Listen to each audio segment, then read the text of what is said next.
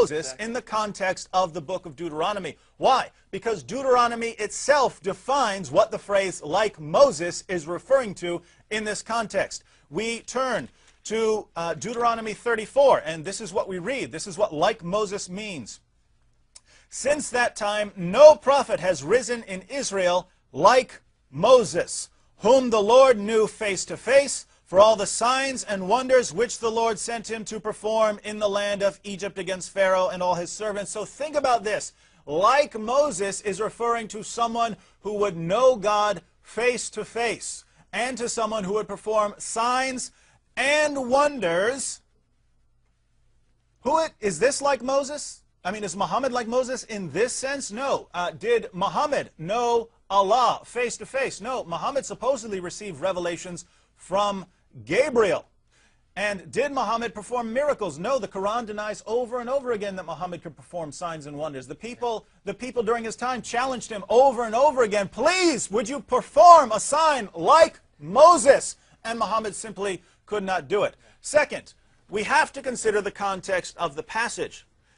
This prophet, like Moses, was to be raised up from the countrymen, the brethren of the Israelites. In context, this refers to fellow Jews. I invite you to go back to Deuteronomy 18:2, where it uses the exact same word to refer, obviously, to one's fellow Israelites. No one would have said this refers to Arabs. No Jew hearing this verse would have said, aha, when it says from among our brethren here, it must mean from among some Arab tribe, and it must mean thousands of years after this prophecy. This is not how they would have interpreted it. They would have said, yes, we're waiting eventually, but it's going to be right here in Israel. This is where this prophecy is going to be fulfilled.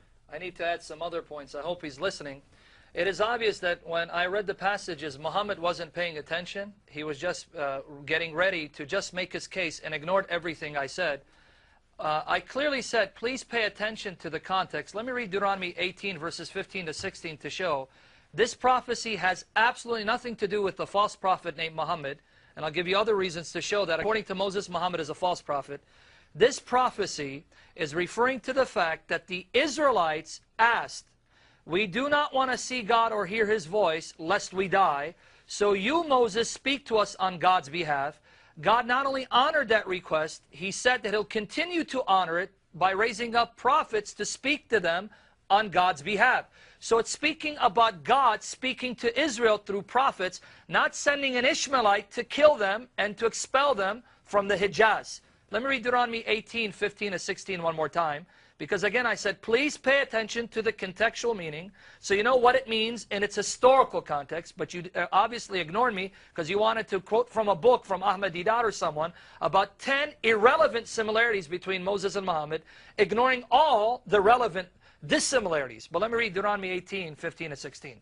Yahweh, your God, will raise up for you a prophet like me from among your own brothers. You must listen to him. And here's the reason why. 16 tells you, for this is what you, Ishmaelites, living in Mecca, or Israelites, this is what you, Israelites, asked of Yahweh, your God, at Horeb, not at the Kaaba, on the day of the assembly when you said, let us not hear the voice of Yahweh our God, nor see this great fire anymore, or we will die. Because you made this request, God honored that request by letting Moses speak to you, and now that Moses is about to die, God is going to send other prophets to continue to speak to you. This is why the verse after that, verse 17, clearly says, Yahweh said to me, what they say is good. I like what they say. They've learned to fear me. Therefore, I don't have to show myself to them in order for them to know that I am God and they need to fear me. And then he says, I will raise up for them a prophet like you from among their brothers. So in the context, the application is to the Israelites. You Israelites, God will continue to speak to you through prophets like Moses because you asked not to see God. You didn't want God to address you directly. And God said, that's good.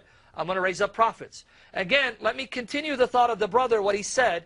He said the similarities between a prophet like Moses is not that they were both born naturally or died naturally. In fact, Muhammad didn't die like Moses. Moses died at a ripe old age and God buried him.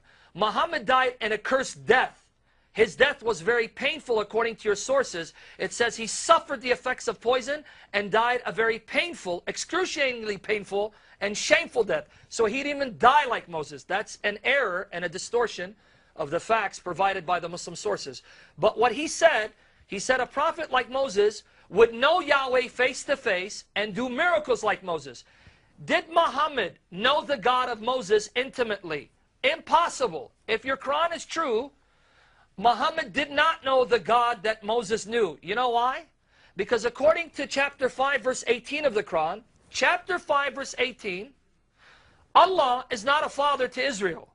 Israel is not a son of Allah. It says, the Jews and Christians say, we are the children of Allah and His beloved. Say, why does He punish you for your sins? Nay, you are mortals that He has created. So according to Muhammad, his God is not the father of Israel. Moses' God is a father to Israel. Deuteronomy 32 verse 6. Is this the way you repay Yahweh, O foolish and unwise people? Is He not your father? Yahweh is the father of Israel, your creator who made you and formed you? Deuteronomy 32:18, the same book of Deuteronomy that you say predicts Muhammad, exposes Muhammad as a false prophet. Deuteronomy 32:18, you deserted the rock who fathered you. You forgot the God who gave you birth, obviously in a spiritual sense. So note, Moses' God that he knew intimately is a father to Israel. Moses' God, whom he worshipped, gave birth spiritually to the nation of Israel by delivering them out of Egypt and bringing them into the promised land. He is Israel's father. Muhammad's Allah is a father to no one, especially Israel. How can you say they worship the same God? Muhammad's God, according to the Old Testament, Deuteronomy, is a false God. And then finally, let us see if Muhammad did miracles like Moses. Your Quran says no. He did not do miracles like Moses, therefore he's not a prophet like Moses. He's a false prophet who preached a different God that Moses did not proclaim. Surah 28, verses 48 to 49. Surah 28, verses 48 to 49. But now, when the truth has come to them from ourselves, they say, why are not miracles, signs, sent to him, meaning Muhammad, like those which were sent to Moses? How come he doesn't have miracles like Moses? Did Allah say, okay, here are the miracles to show that Muhammad is a prophet like Moses?